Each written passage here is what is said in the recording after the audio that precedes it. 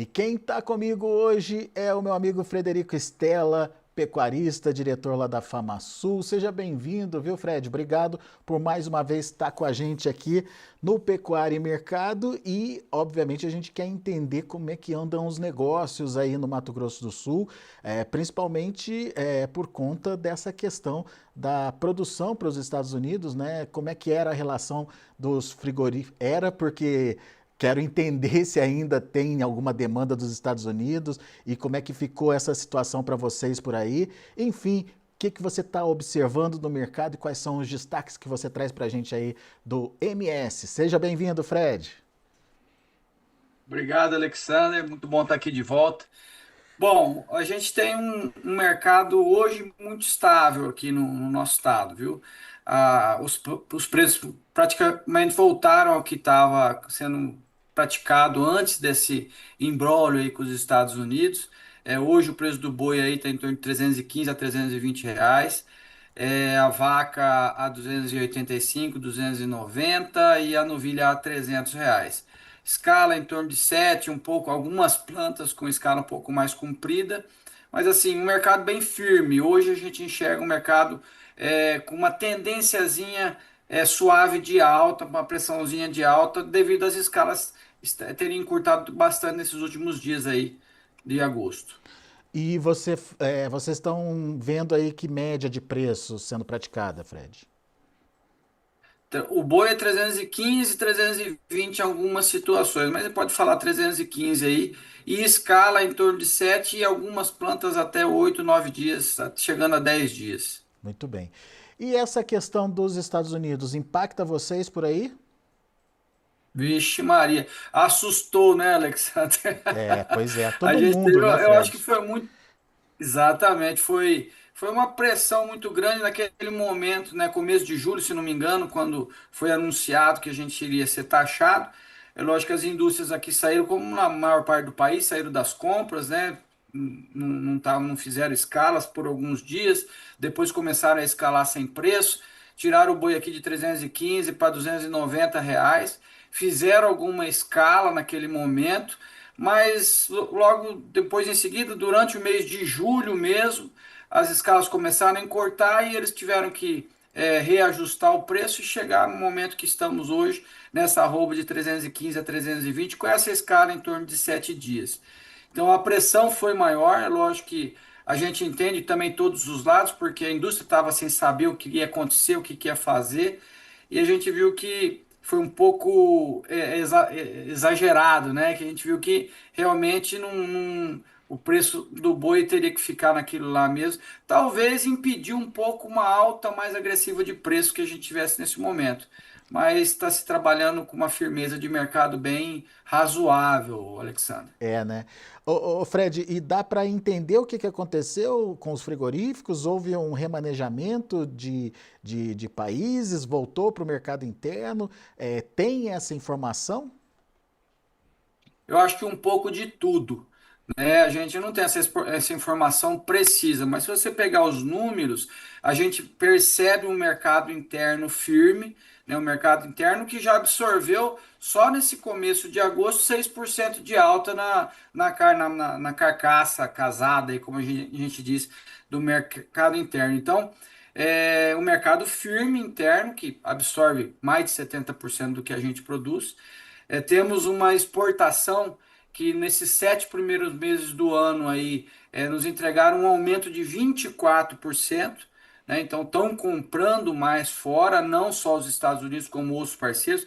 A gente tem uma peculiaridade aqui no Mato Grosso do Sul, em que a China, acho que não só Mato Grosso do Sul, mas vários outros estados, em que a China é o maior comprador, né? Uhum. E tivemos quase que dobrou a quantidade de carne exportada para a China esse ano. Então isso ajuda também, né, Alexander? Só que nós também temos, por outro lado, que os Estados Unidos comprou nesses 7 primeiros meses 50% a mais do que comprou no mesmo período do ano passado. Pois é. Então tá aí um impacto que a gente estava avaliando que seria mais forte para a cadeia toda aqui no estado. Os Estados Unidos, que é era o segundo maior importador da nossa carne. Mas a gente viu que conseguimos aí rapidamente está escoando essa carne, mercado interno e as exportações para outros países, principalmente para a China. Temos aqui um Chile que compra já há muitos anos Sim. e vem numa estabilidade de consumo e estabilizar em patamares altos, elevados de importação. E o México quase triplicou as compras de carne deles daqui do nosso estado nesses 7 primeiros meses aí, em comparação com o ano passado. Ou seja, a demanda pela carne está fluindo, não tem excesso de carne no mercado e isso garante aí essa melhora dos preços da arroba do boi gordo. Mas qual que é a expectativa de vocês, Fred? É uma tendência de continuidade? Pergunto isso principalmente para tentar analisar junto a vocês como é que anda a oferta por aí, né? Tem oferta, não tem oferta, vai aparecer oferta? Qual que é o cenário que vocês estão projetando aí? Como todo ano, né, Alexandre? A gente está num período que favorece um pouco mais o produtor, né? Porque é um período de baixa oferta. Já estamos entre safra, né? O boi de pasto acabou, não existe mais, muito pouco. E ainda não se intensificou a saída de boi de confinamento. Então a gente está num período em que a oferta normalmente é mais curta, isso está nos favorecendo, essa escala curta que os frigoríficos têm. E o que a gente vê aqui é que a gente não tem nada que vá pressionar, já que a pressão que viria da taxação já foi, vamos dizer assim, já está assimilado esse baque da taxação americana. A gente não vê o mercado pressionar, ao contrário, para baixa agora nesses próximos meses, muito pelo contrário, né? Há se adentrando aí na entre safra, normalmente a pressão é de alta e a gente acredita que vai ocorrer essa pressão de alta, né, numa pressão não tão forte como seria se nós estivéssemos mandando carne para os Estados Unidos, mas sim teremos uma pressão aí de alguma forma altista no mercado pelo fato da gente estar na entre safra, pelo fato da gente estar exportando mais, embora saindo dos Estados Unidos, mas estarmos batendo recordes de exportação mês a mês. Então temos aí alguns fatores que nos levam a acreditar nessa estabilidade positiva daqui para frente. E como é que estão os ânimos dos pecuaristas? Estão pensando em investimento? Estão pensando em aumentar a produção? Que você tem ouvido? E você, como pecuarista, que você tem pensado, Fred? Então, a gente olha, a gente tem que ter dois tipos, eu acredito, né? Pecuarista, a gente tem que olhar o momento, né? Esse momento não é tão bom, não é tão confortável, estamos com essa pressão aí, embora esteja se dissipando, mas então é um momento no atual de cautela, né? Pensar muito bem em investimento, o que se fazer. Agora, a gente tem uma visão a médio prazo, então nem tão a médio prazo, que um ano aí para pecuária não é médio, é até curto, né? Mas uma visão muito positiva, porque temos alguns fatores que nos levam a crer uma pecuária positiva daqui para frente, né? Você pega indícios de inversão de ciclo, né? A gente gosta de escutar vários analistas comprovando que a gente já começou a inversão de ciclo, já estamos no ciclo de alta da pecuária, isso é claro. Nós tivemos aí uma valorização de mais de 30% da arroba do ano passado para cá, né? Isso comprova essa inversão de ciclo e que vai se continuar, ou 26 ou 27, que vai chegar a pico, a gente não sabe, mas é uma inversão de ciclo. A gente tem que olhar para isso com um olhar muito positivo de investimento de agora, porque quem está fazendo o bezerro agora é o que vai estar tá vendendo o boi gordo quando esse ciclo vier, enfim, aí para premiar a quem está investindo agora. Então, também temos que a gente tem que sempre comemorar, né, a retirada das sanções em relação às barreiras sanitárias em relação à aftosa. Hoje nós somos livre de febre aftosa sem vacinação, reconhecidos internacionalmente. Isso derruba todas as barreiras sanitárias que a gente pudesse ter, principalmente para os mercados que mais pagam. Estamos com uma comitiva do estado do Mato Grosso do Sul lá no Japão para tentar abrir aquele mercado. É simbólico, né? Você vender para os japoneses é quem paga mais caro pela carne e só compra de quem tem o status sanitário 100%, que é o nosso caso agora, né? Então temos um médio horizonte aí para a pecuária muito promissor. A gente acredita que fazer o trabalho de casa agora, mas não deixar de investir genética, pasto, porque logo ali na frente, com certeza, a gente acha, acredita que vai estar colhendo esses frutos aí muito bem. Legal. Você falou aí de China, você falou de México, você citou o Chile também como importantes compradores aí do Mato Grosso do Sul. E falou dessa missão lá no Japão. Expectativas, Fred? Já tem alguma coisa nova aí em relação à possibilidade de exportar para o Japão ou ainda é cedo para comemorar, hein? Eu sei que tá todo mundo lá batendo na porta dos japoneses lá para liberar logo essa exportação, né?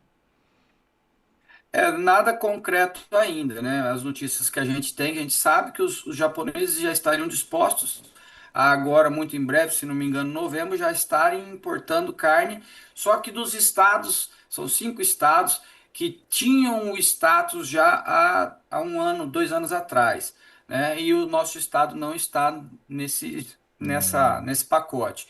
Então, o governo estadual está lá tentando incluir o estado do Mato Grosso do Sul nessa lista de estados que estarão aptas, que estarão começando a exportar a partir de novembro para o Japão. A gente não sabe o resultado ainda disso. Resta a esperança, né?